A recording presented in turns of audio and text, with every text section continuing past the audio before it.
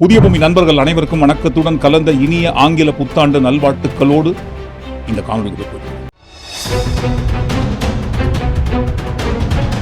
2025 ஆண்டு நிறைவடைந்து 2026 ஆண்டு புதிய ஆண்டு பிறந்திருக்கும் இந்த நாளில் கடந்து வந்த 2025 ஆண்டில் நடந்த மிக முக்கியமாக மறக்க முடியாத சம்பவங்களின் தொகுப்பு தான் இந்த காணொலி.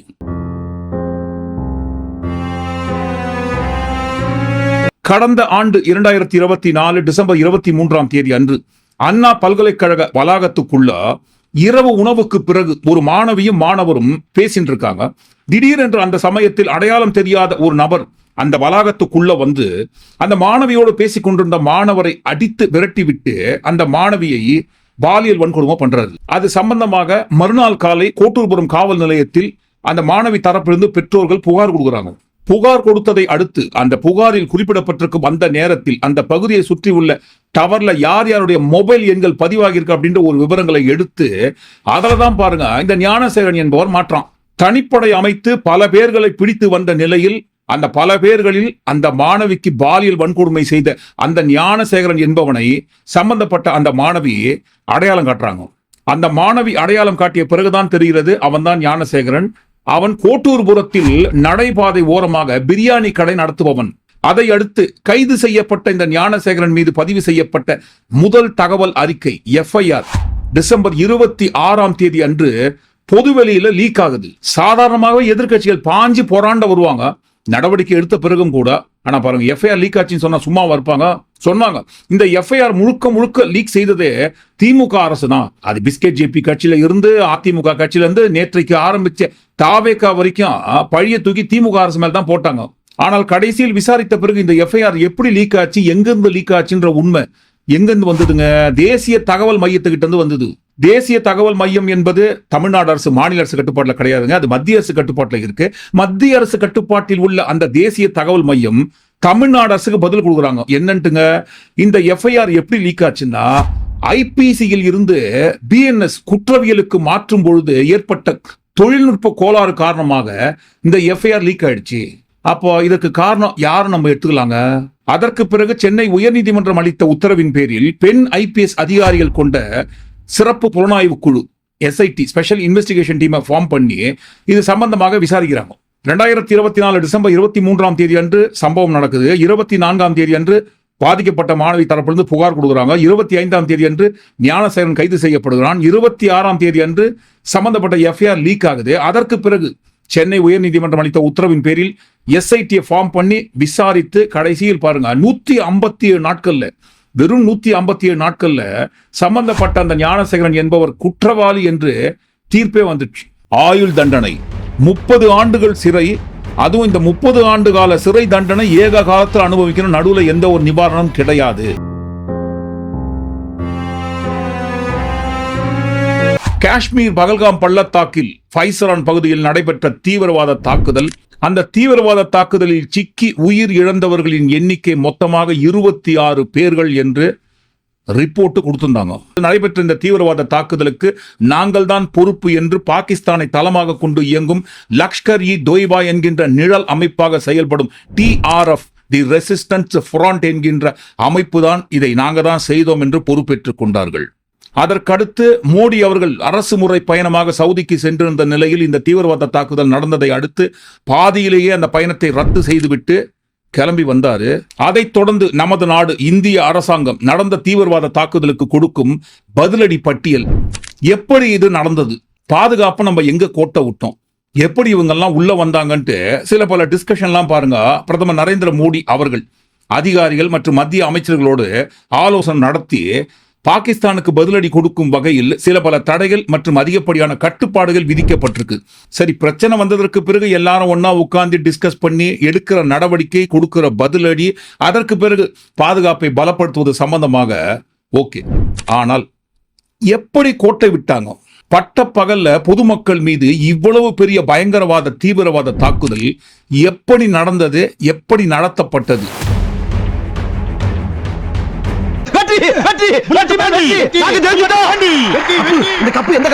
எந்த வீடியோ போட சொன்னா எந்த வீடியோ போடுறீங்க? நாங்க சொன்னது இந்த வீடியோ இல்ல, அந்த வீடியோ. அதாவது பாருங்க, நம்ம நாட்டோட பிரதமர் நரேந்திர மோடி அவர்கள் குஜராத்துக்கு வருகை தரார்கள். அவர் வருகையொட்டி குஜராத்தில் அகமதாபாத் முழுக்க பேனர் பேனர் பேனர் போயினே இருக்குது பாருங்க. அப்படி வச்ச பேனர் எல்லாத்திலுமே வெற்றி வெற்றி வெற்றி வெற்றி.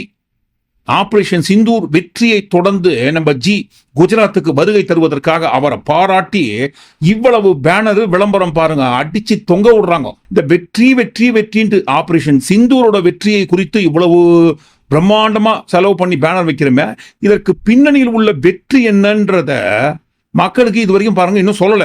காங்கிரஸ் கட்சி அதில் முக்கியமாக பாருங்க சிதம்பரம் அவர்கள், இந்திய அரசின் மௌனம் கவலை அளிக்கிறது. எதை குறித்துங்க? இந்தியா பாகிஸ்தான் போர் நிறுத்த அறிவிப்பை குறித்து.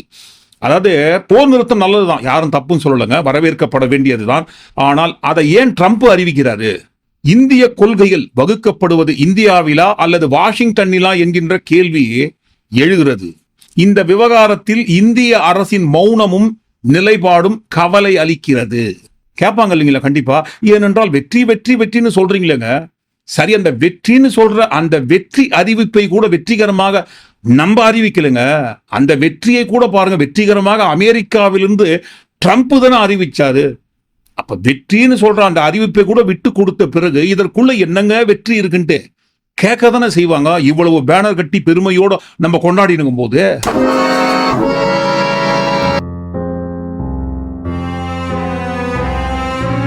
மதுரை சிவகங்கை மாவட்டம் திருப்புவனம் மடப்புறத்தில் அமைந்துள்ள ஐயனார் மற்றும் பத்ரகாளியம்மன் கோவிலில் பணிபுரிந்து கொண்டிருந்த காவலாளியான அஜித்குமார் மரணம் ஒட்டுமொத்த தமிழ்நாட்டையே உலுக்கியது. நகை காணாமல் போன புகாரில் விசாரணைக்காக அழைத்து சென்ற அஜித்குமார் அவர்களை காவல்துறை அதிகாரிகள் அடித்தே கொன்றது நம்ம எல்லாருக்குமே தெரியும். விசாரணை என்கின்ற பெயரில் அந்த அஜித்குமார் என்பவரை அடித்து கொலை செய்த அனைத்து காவல்துறை அதிகாரிகள் மீதும் கொலை வழக்கு பதிவு செய்யப்பட்டு அவங்க ரிமாண்ட் செய்யப்பட்டிருக்காங்க. தமிழ்நாடு முதல்வர் மு க ஸ்டாலின் அவர்கள் உத்தரவின் பேரில் இந்த வழக்கு சிபிஐ விசாரணைக்கு மாற்றப்பட்டது. அதுவும் நம்ம எல்லாருக்குமே தெரியும்.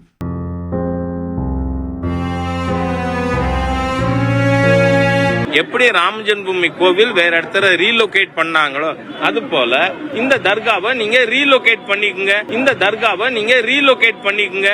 இந்துவும் முஸ்லிமும் சகோதரமா வாழலாம். பல நூறு ஆண்டுகளாக இருக்கிற அந்த இடம் அமைதியா தான் இருந்தது. திடீரென்று இந்த பிரச்சனை வர வேண்டிய காரணம் என்னங்க? திருப்பரங்குன்றம் மலை, அந்த மலை மீது முருகன் கோயில் இருக்கு. முருகனின் அறுபடை வீடுகளில் திருப்பரங்குன்றமும் ஒன்று. அங்க முருகன் கோவில் இருக்கு. இந்த பக்கம் காசி விஸ்வநாதர் கோவில் இருக்கு. இந்த பக்கம் சிக்கந்தர் பாதுஷா என்கின்ற ஒரு தர்கா இருக்கு. இப்படி ஒரு பக்கம் முருகன் கோவிலை, இன்னொரு பக்கம் காசி விஸ்வநாதர் கோயிலை, இன்னொரு பக்கம் சிக்கந்தர் தர்கா என்று ஒரே இடத்துல மலை மீது இருந்தாலும் ஆனால் போற பாதைகள் வெவ்வேறு. இப்படி ஒரே மலை மீது ஒற்றுமையாக இருக்கிற இந்த இடத்துல பல நூறு ஆண்டு காலமாக இந்துக்களும் இஸ்லாமியர்களும் ஒற்றுமையாகத்தான் இருந்தாங்க. ஆனால் திடீரென்று முருகன் மலையை நாங்க மீட்டெடுக்க போறோம், அதாவது திருப்பரங்குன்றம் மலையை பாருங்க மீட்டெடுக்க போறோம். யாருகிட்ட இருந்து மீட்டெடுக்க போறீங்கன்னு கேட்டா இஸ்லாமியர்கள் கிட்ட இருந்து மீட்டெடுக்க போறோம். ஏன் அவங்க கிட்ட இருந்து மீட்டெடுக்கணுங்க? இல்லங்க, முருகன் மலையை திருப்பரங்குன்றம் மலையை சிக்கந்தர் மலையா மாற்றுவதற்கு முயற்சி பண்றாங்க. அதனால பாருங்க, இஸ்லாமியர்கள் கிட்ட இருந்து எங்க எஜமான் முருகப்பெருமானுக்கு சொந்தமான இந்த முருகன் மலையை நாங்க மீட்டெடுக்க போறோம்னு சொல்லி வழக்கம் போல இதை போன்ற நல்ல வேலையெல்லாம் யார் பண்ணுவாங்க? ஊருக்குள்ள ஒரு கட்சி இருக்கு இல்லைங்களா, பாஜக.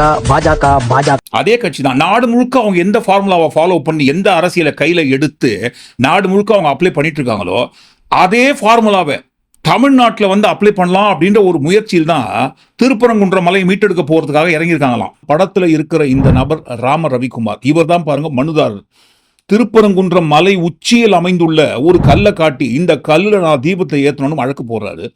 அவர் போட்ட வழக்கை ஏற்றுக்கொண்டு ஜி.ஆர். சுவாமிநாதன் அவர்கள் மனுதாரர் கேட்டதைப் போலவே அவர் காட்டுகின்ற அந்த கல்லில் இந்த ஆண்டு கார்த்திகை தீபம் முதல் தீபம் ஏற்றலாம் என்று தீர்ப்பு கொடுக்கிறார்கள். இது போன்ற ஒரு தீர்ப்பை ஜி.ஆர். சுவாமிநாதன் அவர்கள் கொடுத்ததை அடுத்து தமிழ்நாடு அரசு அறநிலையத்துறை யாருமே இதெல்லாம் நாங்கள் ஏற்றுக்க மாட்டோங்க, ஆண்டாண்டு காலமாக 100 ஆண்டுகளுக்கும் மேலாக திருப்பரங்குன்றம் உச்சிப்பிள்ளையார் கோவில் தீப மண்டபத்தில் தீபம் ஏற்றுவதுதான் வழக்கம். இந்த ஆண்டும் கடைபிடித்து வந்த அதே மரபுப்படிதான் தீப மண்டபத்தில் அமைந்துள்ள தீபத்தூணில் தீபம் ஏற்றப்படும் என்று தீபம் ஏற்றப்பட்டிருக்கு.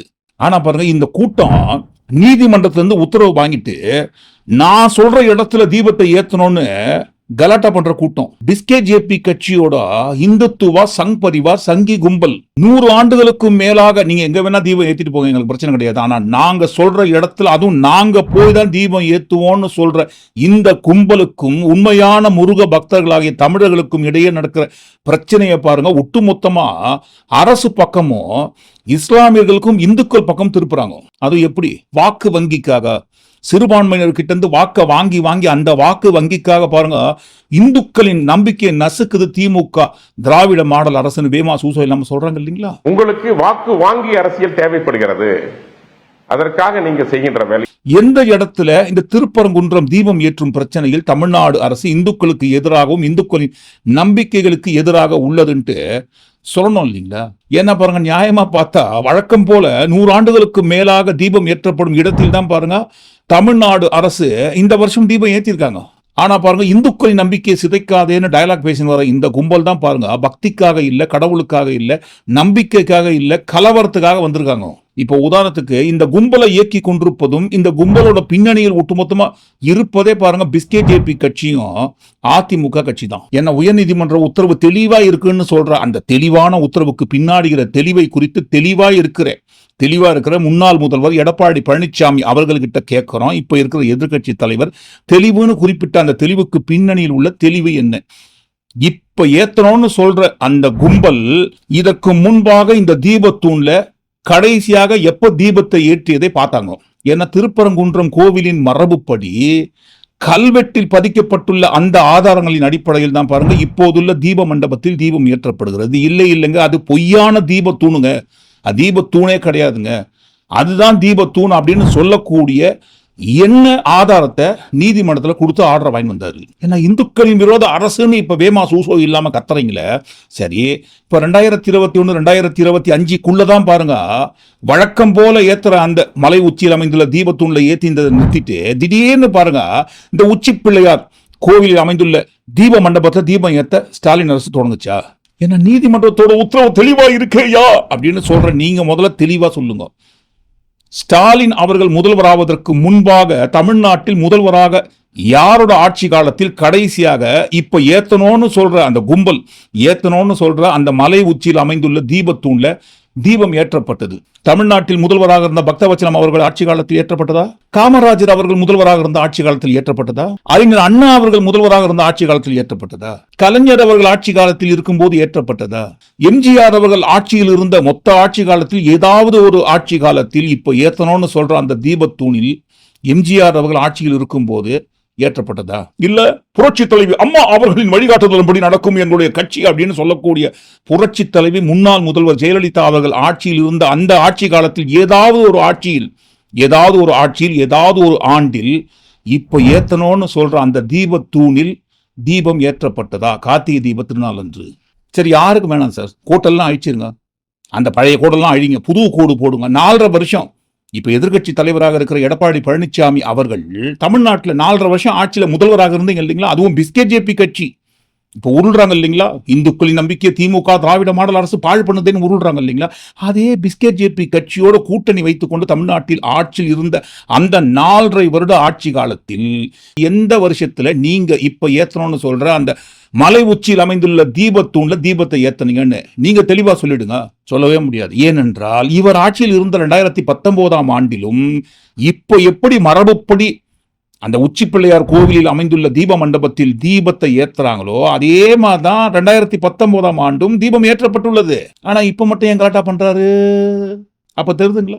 தான் முழு அடிமை என்பதை இந்த சம்பவத்தின் மூலம் அவர் நிரூபித்திருக்கின்றார். அதிமுக தொண்டர்கள் வெட்கப்பட வேண்டும்.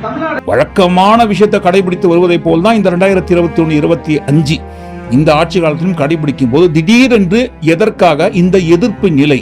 தேர்தல் வருது இல்லைங்களா? அதன் மூலமாக ஏதாவது இந்துக்களின் ஓட்டை அறுவடை செய்து விடலாமா என்கின்ற ஒரு கலவர புத்தி. நமது தமிழ்நாட்டையே ஒட்டுமொத்தமாக உலுக்கிய பொள்ளாச்சி சம்பவம், அந்த பொள்ளாச்சி பாலியல் வன்கொடுமை வழக்கில் கொடுக்கப்பட்டிருக்கும் தீர்ப்பு A1 to A9 9 குற்றவாளிகளுக்கு வழங்கப்பட்டிருக்கும் தண்டனை. A1 சபரிராஜன் 4 ஆயுள் தண்டனை, A2 திருநாவுக்கரசு 5 ஆயுள் தண்டனை, A3 சதீஷ் 3 ஆயுள் தண்டனை, A4 வசந்தகுமார் 2 ஆயுள் தண்டனை, A5 மணிவண்ணன் 5 ஆயுள் தண்டனை, A6 பைக் பாபு 1 ஆயுள் தண்டனை, A7 ஹாரோன் பால் 3 ஆயுள் தண்டனை, A8 அருளானந்தம் 1 ஆயுள் தண்டனை, A9 அருண்குமார் 1 ஆயுள் தண்டனை. இந்த வழக்கில் தண்டிக்கப்பட்ட 9 குற்றவாளிகளுக்கும் 1 ஆயுள் தண்டனை முதல் 5 ஆயுள் தண்டனை வரைக்கும் சாகும் வரை ஆயுள் தண்டனை என்று தீர்ப்பு வழங்கியதோடு மட்டுமல்லாமல் பாதிக்கப்பட்ட பெண்களுக்கு இழப்பீடு தொகையாக மொத்தமாக 85 லட்சம் வழங்க வேண்டும் தீர்ப்பில் சொல்லப்பட்டிருக்கு. மேலும் தமிழ்நாடு முதலமைச்சர் மு.க. ஸ்டாலின் அவர்கள் நீதிமன்றம் உத்தரவிட்ட மொத்த நிவாரணத் தொகையாகிய 85 லட்சத்திற்கும் கூடுதலாக பாதிக்கப்பட்ட பெண்கள் ஒவ்வொருவருக்கும் தலா 25 லட்சம் என நிவாரணத் தொகையை உயர்த்தி வழங்கிட உத்தரவிட்டிருக்காரு. 2019 ஆண்டு பிப்ரவரி மாதம் நம்ம தமிழ்நாட்டையே உலுக்கிய அந்த நாள், பொள்ளாச்சி பாலியல் வன்கொடுமை சம்பந்தமாக பாதிக்கப்பட்ட ஒரு பெண் புகார் கொடுத்த அந்த நாள்.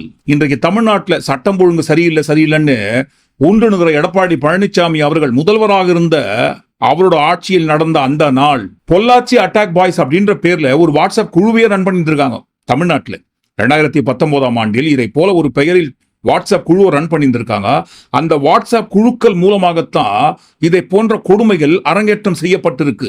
இந்த வழக்கிற்கு தேவையான மிகப்பெரிய ஆதாரமாக கிடைத்தது 2. ஒன்னு திருநாவுக்கரசர் என்பவனோட ஐபோன், இன்னொன்னு சபரி ராஜன் என்பவனோட லேப்டாப். இந்த திருநாவுக்கரசரோட ஐபோன் தான் ஒட்டுமொத்தமாகவே இவங்களை காட்டி கொடுக்குது.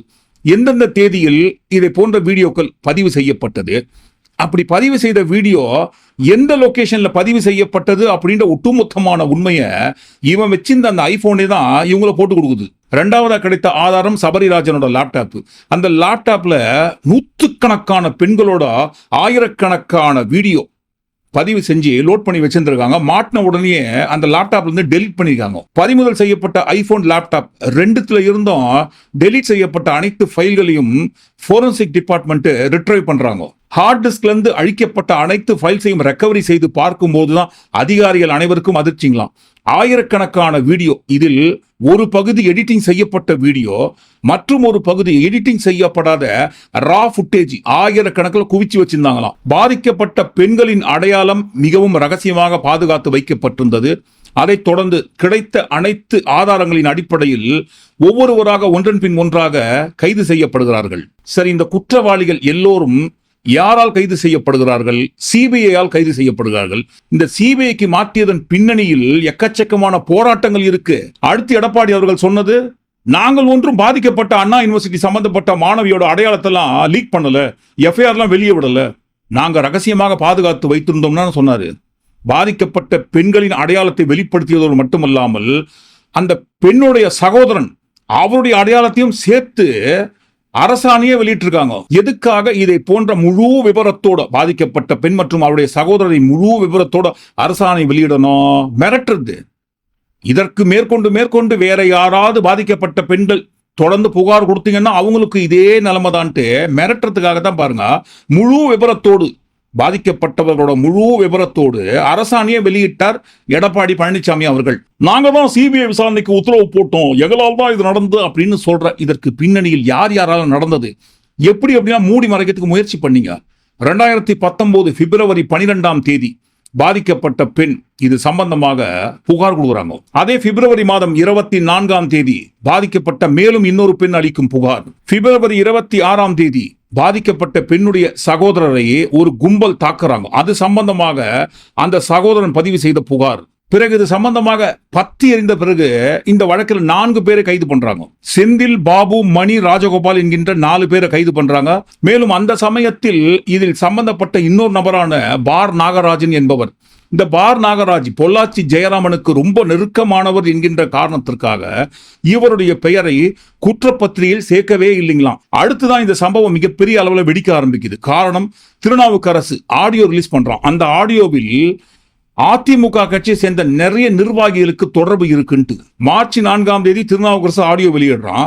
மார்ச் 5ஆம் தேதி அந்த திருநாவுக்கரசு கைது செய்யப்படுகிறான். அடுத்து இந்த சம்பவம் சம்பந்தமாக செய்தி வெளியிட்ட நக்கீரனை பொள்ளாச்சி ஜெயராமன் மிரட்டுறாரு. கோவை எஸ்பி பாண்டியராஜன் பாதிக்கப்பட்ட புகார்தாரரோட விவரங்களை மொத்தமா வெளியே லீக் பண்றாரு. அதற்கு பிறகு பிரச்சனை பூதாகரமாக வெடிக்க மார்ச் 10 அன்று 3 பேரை ரிமாண்ட் பண்றாங்க. சபரிராஜன், சதீஷ் மற்றும் வசந்தகுமார். மார்ச் 11 அன்று, இந்த டேட்டை நல்லா ஞாபகம் வச்சுக்கணும், மார்ச் 11 அன்று நக்கீரன் ஆதாரபூர்வமாக ஒரு வீடியோ ரிலீஸ் பண்றாங்க. அதற்கு பிறகு மறுநாள் மார்ச் 12 அன்றுதான் பார் நாகராஜன் அதிமுக கட்சியில் இருந்து நீக்கப்படுகிறார். அதற்கு பிறகு திமுக தலைமையில் மிகப்பெரிய போராட்டத்தை தொடங்குறாங்க. கனிமொழி அவர்கள் தலைமையில் திமுக மிகப்பெரிய போராட்டம் செய்ததற்கு பிறகு தமிழ்நாடு முழுக்க அதிகப்படியாக இந்த வழக்கு வெடிக்க ஆரம்பிக்குது. அதற்கு பின்னர் தான் வேற வழியே இல்லாம இந்த வழக்கை சிபிஐ விசாரணைக்கு மாற்றுவதற்கு எடப்பாடி பழனிசாமி அரசு உத்தரவு போடுது. சிபிஐ விசாரணைக்கு மாற்றிய பிறகு இந்த வழக்குல 100க்கும் மேற்பட்ட பெண்கள் புகார் கொடுக்குறாங்க, பாதிக்கப்பட்டவங்க. பிறகு பாதிக்கப்பட்ட பெண்களின் பெயர்களை வெளியிட்டதற்காக நீதிபதி கிருபாகரன் அவர்கள் கண்டனம் தெரிவிக்கிறார் நீதிமன்றத்தில். அடுத்து பொள்ளாச்சி ஜெயராமன் ஒரு பிரஸ் மீட்ல நிருபர்களை மிரட்டுறாரு. அதிமுக அரசை கண்டித்து கோவையில் மு.க. ஸ்டாலின் அவர்கள் தலைமையில் நடத்தப்பட்ட கண்டன ஆர்ப்பாட்ட கூட்டம். அதே மாதிரி எங்க ஆட்சியில ஒன்னும் குற்றவாளிகளை நாங்க யாரும் பாதுகாத்து வச்சுன்னு இல்லைன்னு சொன்னார் இல்லைங்களா. 2019 நவம்பர் மாசத்துல இந்த பொள்ளாச்சி சம்பவத்தில் கைது செய்யப்பட்ட அனைவர் மீதும் பதிவு செய்யப்பட்ட குண்டர் சட்டத்தை ரத்து பண்றாங்க. குண்டர் சட்டத்தை ரத்து செய்ததை கண்டித்து மு.க. ஸ்டாலின் அவர்கள் ஒரு அறிக்கை கொடுத்தாரு. 2019 ஆண்டில் இருந்து 2021க்கு நகருது. 2021 ஜனவரி மாதத்தில் தான் மிக முக்கியமாக அதிமுக கட்சியை சேர்ந்த மாணவர் அணியோட செயலாளர் அருளானந்தம் உட்பட 3 பேரை சிபிஐ கைது பண்றாங்க. 2021 ஜனவரி 6 அன்று பொள்ளாச்சி மாணவர் அணி செயலாளர் அருளானந்தம் என்பவரை கைது பண்றாங்க. கைது செய்யப்பட்ட அதே நாளில் ஜனவரி 6 அன்றுதான் அதிமுக கட்சியில் இருந்து இந்த அருளானந்தம் என்பவரை நீக்கிறாங்க. அப்போ 2019 ஆண்டு பிப்ரவரி மாதத்தில் நடந்த இந்த சம்பவம் தொடர்புடைய மிக முக்கியமான குற்றவாளியான அருளானந்தம் என்பவர் கிட்டத்தட்ட 2 வருஷமா அதிமுக கட்சியிலே தான் பாருங்க மாணவர் அணி செயலாளராக இருந்திருக்காரு. அதிமுக மாணவர் அணி செயலாளர் அருளானந்தம் என்பவர் கைது செய்வதற்கு முன்பாகவே இந்த சபரிராஜனோட லேப்டாப்பும் திருநாவுக்கரசரோட ஐபோன்ல இருந்து ஆதாரங்கள்லாம் எடுக்கப்பட்டிருக்கு. அதற்கு பிறகும் கூட பாருங்க இந்த அதிமுக மாணவர் அணி செயலாளர் அருளானந்தம் என்பவர் கைது செய்யவே இல்லை. அவர் சுதந்திரமா சுத்தி தான் இருக்காரு. மீண்டும் ஜனவரி 10 அன்று திமுக தலைமையில் மிகப்பெரிய போராட்டம் நடத்துறாங்க. அதே 2021 ஜனவரி 11 அன்று அதிமுக கட்சியை சேர்ந்த மேலும் 2 ஹேரோன் பால் மற்றும் பைக் பாபு, இந்த 2 பேரோட பெயர்களை கடைசி வரைக்கும் எஃப்ஐஆர்ல பதிவே செய்யவில்லை என்று பத்திரிகைகள் ஆதாரபூர்வமாக வெளியே கொண்டு வந்தாங்க. திமுக ஆட்சியில தான் காவல்துறையை சுதந்திரமா செயல்பட விட மாட்டாங்க, மொத்தமா அவங்க கைக்கு அடக்கமா கட்டுப்பாட்டுல வச்சுருக்கிறாங்கன்னு சொல்றாரு. இப்போ அதிமுக ஆட்சி இந்த சமயத்துல பாருங்க ஹேரோன் பால் மற்றும் பைக் பாபு என்கின்ற அதிமுக நிர்வாகிகளை எஃப்ஐஆர்ல சேர்க்காம காவல்துறை காப்பாற்றி வந்ததற்கு பின்னணியில் யார் இருக்கிறாங்க? ஆளுமை இபிஎஸ் ஐயா அவர்கள். எடுத்து போடுங்க. இந்த 2 பேரோட பெயரை எஃப்ஐஆர்ல சேர்க்காம காவல்துறை காப்பாற்றி வருகிறதுன்னு செய்திகள் ஆதாரபூர்வமாக வெளியானதை அடுத்து சிபிஐ இந்த பால் என்பவரை விசாரணைக்கு கஸ்டடியில் எடுக்கிறாங்க. அதே 2021 பிப்ரவரி மாதம் 19 அன்று இந்த சம்பவம் தொடர்புடைய ஒரு கார் பறிமுதல் செய்யப்படுகிறது. அந்த கார் யாருன்னு பார்த்தா அதிமுக கட்சி சேர்ந்த கவுன்சிலரான ஜேம்ஸ் ராஜா என்பவருக்கு சொந்தமானது. ஐயா உத்தம புத்திரமான ஆட்சி நடத்தி கொண்டிருந்த ஆளுமை ஐயா, ஊருக்குள்ள இருக்கிற ஒட்டுமொத்தமான உத்தம புத்திரர்களை உங்க கட்சிக்குள்ளவே ஹோல்சேலா குத்தகைக்கு எடுத்து வச்சிருந்தா எப்படிங்க? அருளானந்தம் என்பவரை கைது செய்யறாங்க இல்லைங்களா. அந்த அருளானந்தம் என்பவர் கொடுத்த வாக்கு மூலம் பல பெண்களை மிரட்டி முன்னாள் அதிமுக சேர்மன் கிருஷ்ணகுமார் என்பவரிடம்தான் அனுப்பி வைத்தோம் என்று அருளானந்தம் வாக்குமூலம் கொடுக்கிறாரு சிபிஐல. இப்படி இந்நாள் மொத்த அதிமுக கட்சி நிர்வாகிகள் இந்த சம்பவத்தில் ஈடுபட்டிருக்காங்கன்னு சொல்லும் போது உண்மையிலேயே பாருங்க ஆளுமை இபிஎஸ் ஐயா அவர்கள் யாராலுமே கொடுக்க முடியாத உத்தமமான ஆட்சி தான் கொடுத்து கொண்டிருந்தார் என்பதில் அவருக்கு பாருங்க சந்தேகமே கிடையாது. 2019 ஆண்டில் தொடங்கி 2021 ஆண்டு ஆகஸ்ட் மாசம் வரைக்கும் கைது செய்யப்படும் தேதி பாருங்க 12 ஆகஸ்ட் மாசம் 2021 கைது செய்யப்படுகின்ற அந்த அருண்குமார் என்பவரும் அதிமுக கட்சியை சேர்ந்த தொழில்நுட்ப பிரிவை சேர்ந்தவர். 2019 தொடங்கி 2021 ஆகஸ்ட் வரைக்கும் ஒன் பை ஒன்னா மாத்தி இவ்வளவு நாள் இழுத்து இவ்வளவு பேரை கைது செய்யும் போது கைது செய்யப்பட்டவர்களில் பெரும்பாலானவர்கள் அதிமுக கட்சியை சேர்ந்தவர்கள். அப்படி இருந்தும் பாருங்க எப்படிங்க கொஞ்சம் கூட வேமா சூசோ இல்லாம இவ்வளவு பெரிய பெருமை புராணத்தை பாடினுக்காரு ஊருக்குள்ள? அக்யூஸ் நம்பர் 8 அருளானந்தம் 1 ஆயுள் தண்டனை அதிமுக கட்சி. அக்யூஸ் நம்பர் 6 பாபு 1 ஆயுள் தண்டனை அதிமுக கட்சி. அக்யூஸ் நம்பர் 7 ஹேரோன் பால் 3 ஆயுள் தண்டனை அதிமுக கட்சி. அக்யூஸ் நம்பர் 5 மிக முக்கியமானவர் மணிவண்ணன் என்பவர் 5 ஆயுள் தண்டனை, அவரும் அதிமுக கட்சி. தமிழ்நாட்டில் இதுவரை கண்டிராத நடந்திராத ஏன் யாருமே கேள்விப்பட்டிராத இவ்வளவு பெரிய பாலியல் வன்கொடுமை சம்பவம் அரங்கேறிய போதும் கொஞ்சம் கூட பாருங்க அசராம எங்க இதுக்கெல்லாம் ஆதாரம் இருக்கான்னு கேட்டவர் தான் ஆளுமை ஐயா. கோவை எஸ்பி பாண்டியராஜனில் இருந்து காவல்துறையில் இருந்து அதிமுக ஆட்சி உட்பட இந்த சம்பவத்தில் ஈடுபட்ட அனைத்து குற்றவாளிகளையும் பாதுகாத்து மூடி மூடி மறைச்சு வச்சிருந்தாங்க. என்னமோ பொற்கால ஆட்சியை கொடுத்திருந்த மாதிரி என் ஆட்சி எப்பேற்பட்ட ஆட்சின்னு கேக்குறாரு. என்ன ஆட்சி? இவர் ஆட்சியில் தானே பொள்ளாச்சி அட்டாக் பாய்ஸ் அப்படின்ற பேர்ல வாட்ஸ்அப் குழுவே ரன் ஆயிருந்திருக்கு. நூற்றுக்கணக்கான பெண்களுக்கு மிரட்டல் கொடுத்து அவங்கள வீட்டுக்கு வரவழைச்சு எப்படியோ பேசி என்னென்னமோ வீடியோ எடுத்து அந்த வீடியோவை அந்த வாட்ஸ்அப் குரூப்ல ஷேர் பண்ணி அந்த பெண்களை மிரட்டி தொடர்ந்து அதிமுக கட்சி முன்னாள் இந்நாள் நிர்வாகிகளுக்கு உட்பட நாங்க தான் பாருங்க சப்ளை பண்ணோம் அப்படின்ட்டு வாக்குமூலமே கொடுத்துருக்காங்க. இவ்வளவு அநியாய அக்கிரம தமிழ்நாட்டில் ஆளுமை இபிஎஸ் ஐயா அவர்கள் ஆட்சியில் அரங்கேறிய போது கூட ஏன் அவரால் கண்டுபிடிக்க முடியலங்க? தூங்கிந்தாரா? ஓனனை பார்த்து முதுகு கோணல்னு ஒட்டகம் சொல்லிட்டு சம்மந்தியும் சத்தத்துக்கு சாப்பிட போன மாதிரி எல்லாரும் ஒரே குட்டையில ஊர்ன மட்ட கணக்காக இருந்துட்டு எப்படிங்க இதே போல பெருமை புராணம் பேச முடியுது? என் ஆட்சி எப்பேற்பட்ட ஆட்சின்ட்டு.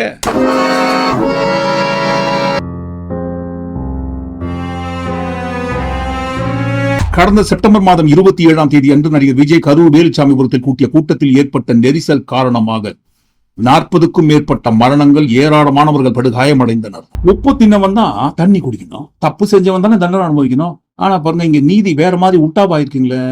உப்போ ஒருத்தர் சாப்பிடுவாராம், தண்ணியை இன்னொருத்தர் குடிக்கணுமா. தப்பு ஒருத்தர் செய்வாராம், ஆனா பாருங்க தண்டனைய இன்னொருத்தர் அனுபவிக்கணுமா. கரூரில் கூடிய கூட்டம் தமிழ்நாடு அரசியல் வரலாற்றிலேயே ஒட்டுமொத்தமாக யாருக்குமே எந்த தலைவருக்குமே கூடாத அப்பேற்பட்ட கூட்டம். அந்த கூட்டம் கூடியது அனைத்தும் விஜய் என்கின்ற ஒரே ஒருவரோட முகத்துக்காகத்தான் அப்படின்ற ஒரு அல்வாவை தான் பாருங்க இவங்க சாப்பிட்டுக்கிறாங்க, பெருமை என்கின்ற அல்வாவை. ஆனா பாருங்க அல்வா வந்தா இவங்க சாப்பிடுவாங்கன்னா வேற ஏதாவது வந்தா அடுத்தவங்களை கை காட்டுவாங்களாம். தெரியாம செய்யற தவறுக்கு மன்னிப்பு இருக்கு, ஆனால் தவறென்றே தெரிந்த பிறகும் கூட அந்த தவறை செய்து அந்த தவறை மூடி மறைப்பதற்காக தவறுகளுக்கு மேல தவறுகள் எக்கச்சக்கமா செஞ்சு மூடி மறைக்க முயற்சி பண்றீங்க பாத்தீங்களா? அதுதான் இருப்பதிலேயே மாபெரும் தவறு. அந்த இடத்தில் நெரிசல் ஏற்பட்டது உண்மை, ஆனால் அந்த நெரிசல் ஏற்படுவதற்கு மூல காரணமாக இருந்தது யாருங்க? விஜய் தான். ஏற்கனவே விஜயை பார்ப்பதற்காக பல மணி நேரங்கள் அங்க காத்து நிற்கிறாங்க, வரல. நேரம் அதிகமாகுது, 7 மணியை தாண்டி போயிடுது, தண்ணி இல்ல, தாகம், மயக்கம் போட்டு கீழே விழுந்துட்டு இருக்காங்க. ஆனால் நெரிசல் ஏற்படலை. அந்த இடத்தில் எப்போது நெரிசல் ஏற்பட தொடங்குகிறது என்று சொன்னால் விஜய் கட்சியோட வாகனங்கள் ஒட்டுமொத்தமா விஜய் வாகனம் உட்பட அந்த கட்சியோட வாகனங்கள் எல்லாம் உள்ள வரும்போதுதான் பாருங்க நடுவுல நின்று கொண்டிருந்த கூட்டம் 2ஆ பொளந்து அந்த பக்கமும் இந்த பக்கமும் செதறி போய் ஒருத்தர் மேல ஒருத்தர் விழ ஆரம்பிக்கிறாங்க. நெரிசல் ஏற்படுது. நெரிசல் ஏற்பட்டது உண்மைதான், ஆனால் அந்த நெரிசலுக்கு பின்னணியில் சதி ஏதோ இருக்குன்னு சொன்னா அந்த சதிக்கு பின்னணியில் இருப்பது விஜய் தான். விஜய் வாகனம் உள்ளே வந்த பிறகுதான் பாருங்க அந்த இடத்தில் நெரிசல் ஏற்படுகிறது என்பது கண்ணுக்கு முன்னாடி நம்ம பார்க்கிற ஆதாரம், வீடியோ ஆதாரம். வண்டி உள்ள வரும்போது இதுக்கு மேல போறதுக்கு இடம் இல்லைன்னு கத்துறாங்க, கையை வச்சு தள்ளுறாங்க, எங்களால பின்னாடி போறதுக்கு இடம் இல்லைங்கன்னு கதறாங்க. ஆனால் அப்படி இருந்தும் ஆனந்த வண்டி தான் முதல்ல பாருங்க பொழந்து உள்ள போகுது, கூட்டத்தை பொழந்து உள்ள போகுது. அதற்கு பின்னாடிதான் பாருங்க ஒன் பை ஒன்னா உள்ள வண்டி வருது. அதிகப்படியான நெரிசல் அங்கு எப்ப ஏற்படுகிறது என்று சொன்னால் அவ்வளவு பெரிய விஜயோட பிரச்சார வாகனம் உள்ள வருது இல்லைங்களா, அப்பதான் அதிகமான நெரிசல் ஏற்படுகிறது. அப்படி நெரிசல் ஏற்படும் போது முன்னாடி இருக்கிறவங்க பின்னாடி வந்து விழுறாங்க. பின்னாடி விழும்போது அதுக்கு பின்னாடி இருக்கிறவங்க பாருங்க போறதுக்கு இடம் இல்லாம தலை தெரிச்சு எங்கெல்லாம் மேல இடம் இருக்கோ அங்கெல்லாம் ஏற ஆரம்பிக்கிறாங்க. ஏற்கனவே விஜயை பார்க்கணும்ட்டு காத்து கொண்டிருந்த ஜாம்பிஸ் கூட்டம், விஜயோட ஃபேன்ஸ் ஜாம்பிஸ் கூட்டம் மேல நிக்கிறாங்க, கொத்தா நிக்கிறாங்க. அதுக்கு மேற்கொண்டு பாருங்க நிற்பதற்கு இடம் இல்லாம நெரிசல் ஏற்பட்டு மேல ஏறுறாங்க. பாத்தீங்களா, இந்த பாரம் தாங்காம தான் அவங்க நின்று இந்த இடம் பாருங்க பொழந்துக்கணும், அந்த ஷீட் எல்லாம் பொழந்துக்குன்னு கீழே விடுறாங்க. ஒரு பக்கம் மரக்கிளைகள்லாம் பிச்சுன்னு மேல நின்றவங்க எல்லாரும் கீழே விடுறாங்க. இப்படி கீழே விழும்போது அதிகப்படியாக பெண்களும் குழந்தைகளும் ஏன் பாதிக்கப்பட்டாங்கன்னா அவங்க தான் பாருங்க ஓரமா நின்றுருக்காங்க. முன்னாடி இருக்கிற கூட்டம் நெரிசல் ஏற்பட்டு பின்னாடி தள்ளும் போதும் அதிகமா அவங்க தான் பாதிக்கப்படுறாங்க. மேல இருக்கிற அந்த ஜாம்பிஸ் கூட்டம் கீழே விழும்போதும் அந்த ஓரமாக நின்று கொண்டிருந்த குழந்தைகள் பெண்கள் மேல் தான் விடுறாங்க.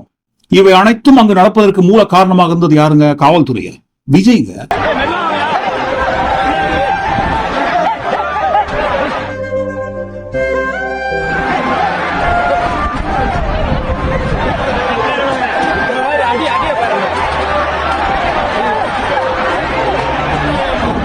நெரிசல் ஏற்படுத்தினார்கள் அப்படின்னு சொல்றாங்க இல்லைங்களா? அந்த நெரிசல் எப்போது ஏற்பட தொடங்கியதுன்ட்டு நல்லா பாருங்க.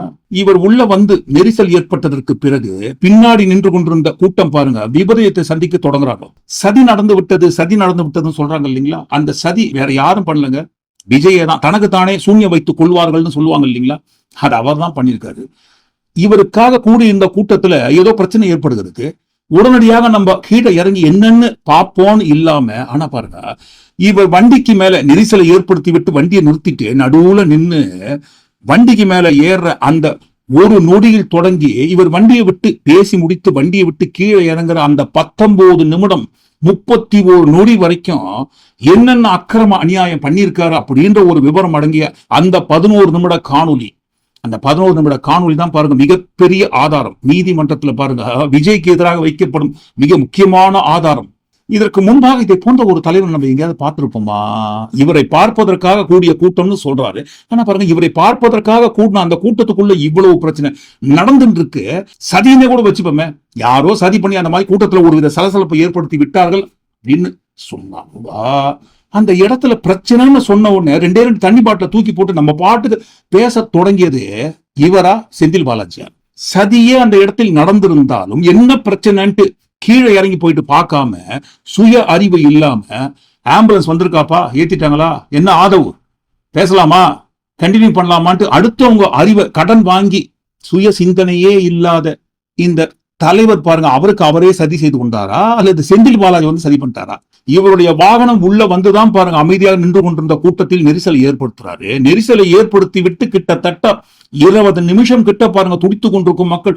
துடித்துக் கொண்டே இருக்கட்டும், நான் பாட்டுக்கு பேசினே இருக்கிறேன், கிண்டல் பண்ணே இருக்கிறேன், என்னப்பா இதான் ஆம்புலன்ஸா, இதான் உங்க ட்ரக்கா, என்னப்பா நம்ம கொடி பறக்குது அப்படி இப்படின்னு பாட்டு பாடி கிண்டல் பண்ணிக்கிற இவரு செய்தது அந்த இடத்துல மாபெரும் தவறா, சதியா, இல்ல வேற யாரா வந்து செஞ்சுட்டாங்களா?